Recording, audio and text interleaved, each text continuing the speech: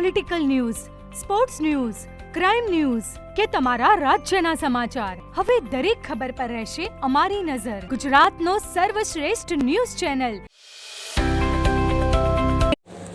ચાણસ્મા શહેરમાં NH 68 ઉપર railway ફાટક નજીક બની રહેલા બ્રિજની કામગીરીને પગલે હાઈવે પર ડાયવર્ઝન આપવામાં આવ્યું છે.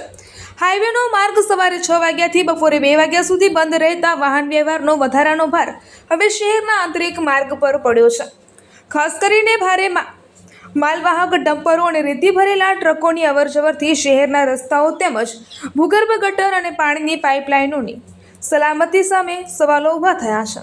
મળતી માહિતી મુજબ શહેરમાંથી પસાર થતા કેટલાક રેતી ભરેલા ભારે ટ્રકોનું કુલ વજન આશરે 35 થી 40 ટન સુધી હોવાનું જાણવા મળી રહ્યું છે.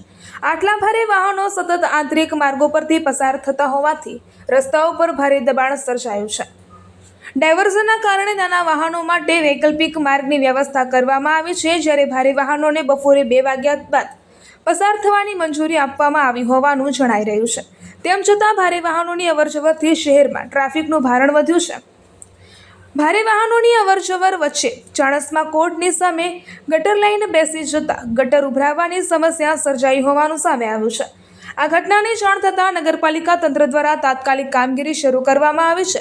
પાલિકાની ટીમ દ્વારા બેસી ગયેલી ગટરને સુધારવાની કામગીરી હાથ ધરવામાં આવી છે. જોકે એક તરફ તાત્કાલિક નુકસાનીની મરામત થઈ રહી છે, ત્યારે બીજી તરફ શહેરના અન્ય વિસ્તારોમાં પણ ભારે વાહનોના દબાણથી આવી સમસ્યા ઊભી થશે કે કેમ તે અંગે સ્થાનિકોમાં હવે ચિંતા જોવા મળી રહી છે. સવાલ માત્ર એક ગટર લાઇન બેસી જવાનો નથી, પરંતુ શહેરના રસ્તાઓની નીચે વર્ષોથી આવેલી ગટર અને પાણીની લાઇનો ઉપર જો દરરોજ 35 થી 40 ટન વજનના ભારે વાહનો પસાર થતા રહે તો તેની અસર ક્યાં સુધી રહેશે? નુકસાન થયા બાદ પાલિકા દોડે તે પહેલાં નુકસાન ન થાય તેની તકેદારી રાખવાની જવાબદારી કોની?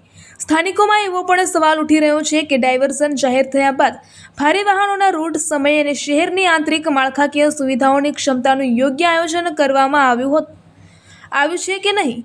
જો નિયમો હોવા છતાં તેનો અસરકારક અમલ ન થાય તો માત્ર કાગળ પરના જાહેરનામાની સમસ્યાનું સમાધાન કેવી રીતે થશે?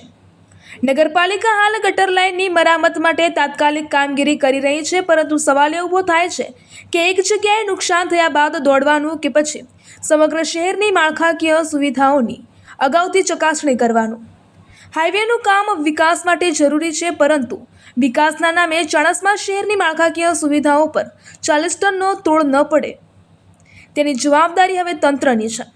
રિપોર્ટર કમલેશ પટેલ સાથે જયકિશન પટેલ.